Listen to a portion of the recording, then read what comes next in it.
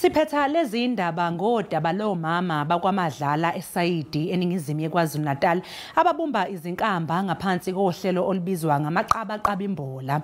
Mbukeli usale kahle.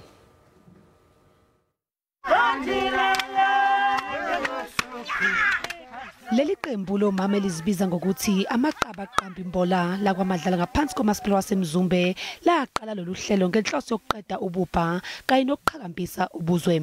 Labo mama bakha izinkamba ezahlukahlukene besebenzisa ubumba. uBen Nhlanhla Ntsusha uye obheke ukusebenza kwalolu hlelo.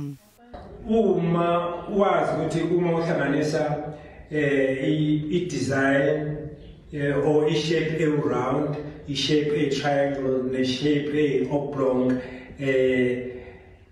ungakwazi ukwenza noma yiphi i-design ofuna ukuyenza.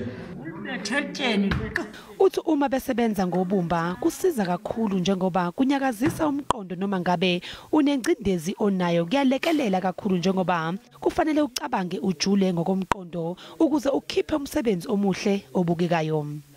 Ubumba naleyo nto yokumasaja umqondo wakho ukuthi ucabange ujule.